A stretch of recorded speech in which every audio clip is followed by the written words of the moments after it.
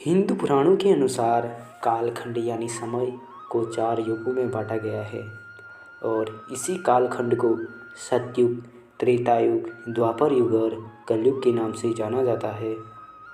हिंदू पुराणों के अनुसार ऐसा माना जाता है कि जब भी किसी कालखंड में उस समय की परिस्थिति मानकों के अनुसार धर्म का लोप होने लगता है तो भगवान श्री हरि स्वयं अवतारित होकर अधर्मियों का नाश करते हैं और फिर 3 लोक में धर्म की स्थापना करते हैं, जिसके बाद एक नए कालखंड यानी नए युग का आरंभ होता है।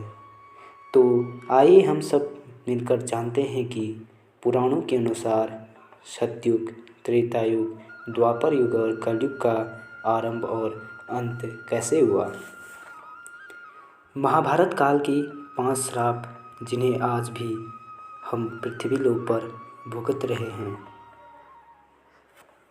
वैसे तो हिंदू धर्मशास्त्रों के अनुसार इन चारों युगों का कई बार परिवर्तन हो चुका है, परंतु ऐसा माना जाता है कि सृष्टि के आरंभ में सबसे पहला कालखंड यानी जो पहला युग था सतयुग था।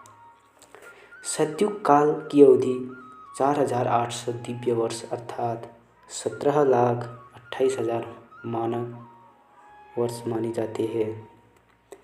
ऐसा माना जाता है कि इस युग में मनुष्यों की आयु 1,00,000 वर्ष के करीब होती थी। साथ ही सतयुग में मनुष्यों की लंबाई भी आज की तुलना में काफ़ी अधिक होती थी। इस युग में पाप की मात्रा 0 अर्थात 0% थी, जबकि इस युग में पुण्य की मात्रा 20 यानी 100% होती है।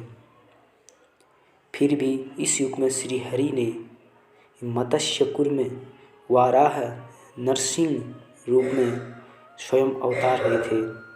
अब यहाँ ये सवाल उठता है कि जब सतयुग में पाप नहीं था तो फिर श्री हरि ने इस रूपों में क्यों अवतार लिया।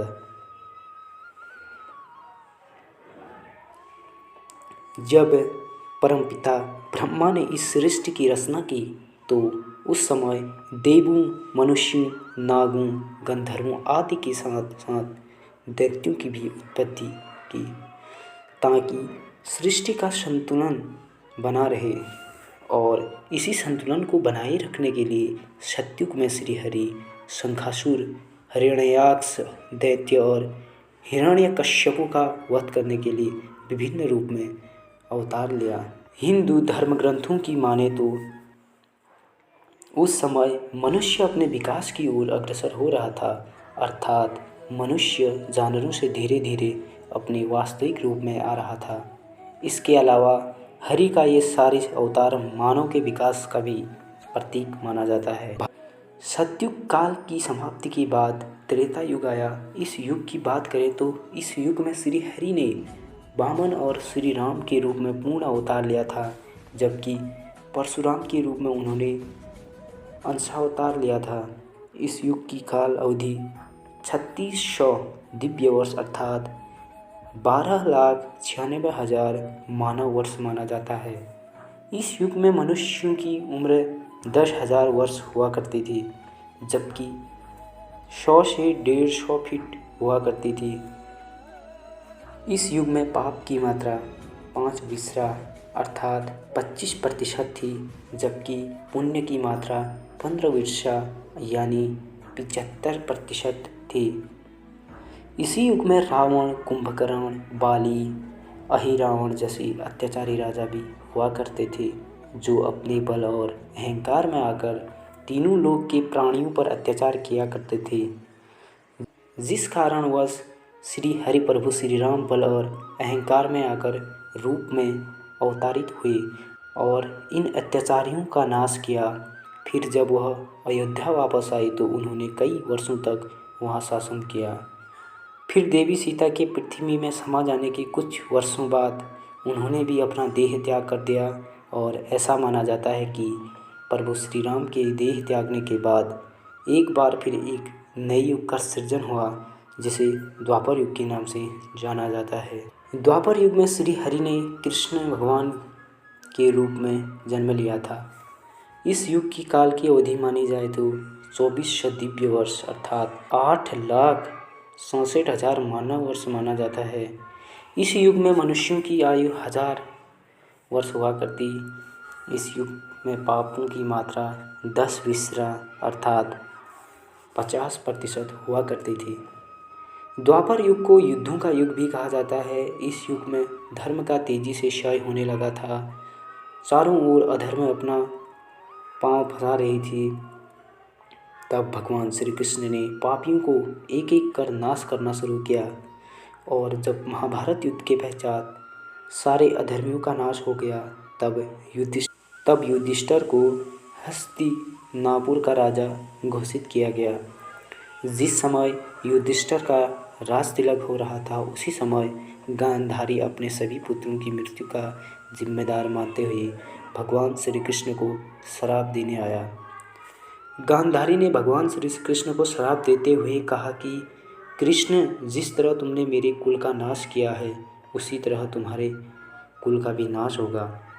भगवान श्री कृष्ण जी ने भक्ति की दी गवाही जानने के लिए। उसके बाद पांडवों ने 36 साल तक हस्तिनापुर पर राज किया। फिर गांधारी के दिए गए श्राप के कारण भगवान श्री कृष्ण जी की द्वारिका नगरी की स्थिति दिन व दिन बिगड़ने लगी। द्वारिकावासी मदिरा पीकर आपस में ही लड़ने लगे और एक दूसरे को मारने लगे। यह देखकर एक दिन भगवान श्री कृष्ण पूरे यादव वंश को प्रभास ले आए, परंतु वहाँ भी श्राप के कारण संपूर्ण यादव वंश एक दूसरे के खून के प्यासे हो गए और अंत में हालात इतनी बिगड़ गई कि पूरा यादव वंश ही खत्म हो गया। उसके बाद एक दिन भगवान श्री कृष्ण एक वृक्ष के नीचे विश्राम कर रहे थे। उसी समय किसी शिकारी ने भगवान कृष्ण पर ही निशाना साध दिया। क्योंकि भगवान ने मृत्युलोक में जन्म लिया था, इसलिए इस मनुष्य रूपी शरीर से एक दिन उन्हें दूर होना ही था। अतः भगवान श्री कृष्ण जी ने अपना देह त्याग दिया और वैकुंठ धाम चले गए। उधर जब इस बात की सूचना युधिष्ठिर को मिली तो उनको भी समझ में आया कि अब उनके जीवन का उद्देश्य खत्म हो चुका है। द्वापर युग इस समय अपनी समाप्ति की ओर था और कलयुग का प्रारंभ होने वाला था। इसी बात को ध्यान में रखते हुए युधिष्ठिर ने हस्तिनापुर का राजपाट परीक्षित को सौंप दिया तथा खुद चारों भाइयों और द्रौपदी सहित हिमालय की ओर अपनी अंतिम यात्रा पर निकल पड़े। फिर पांडवों के हस्तिनापुर से निकलने ही कलयुग का आरंभ हो गया और आज हम इसी कलयुग में जी रहे हैं। इस युग में पाप की मात्रा 15 अर्थात 75% मनाई जाती है, जबकि पुण्य की मात्रा 5 यानी 25% मानी जाती है। धन के लोभ में मनुष्य किसी की भी हत्या करने लगेगा।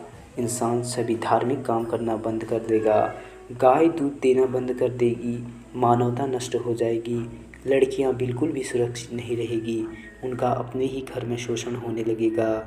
अपने ही घर के लोग उनके भविष्य के साथ खिलवाड़ करने लगेंगे। सभी रिश्ते नष्ट होने लगेंगे और जब आतंक अपनी चरम सीमा में होगा तब श्री हरि कल के अवतार लेंगे और पृथ्वी से समस्त अधर्मियों का नाश कर देंगे और उसके बाद एक बार फिर से नए युग सतयुग का आरंभ होगा। अभी तक युग परिवर्तन का यह 22वां चक्र चल रहा है और वर्तमान युग के समाप्त होने के बाद यह अपने 23वें चक्र में प्रवेश करेगा।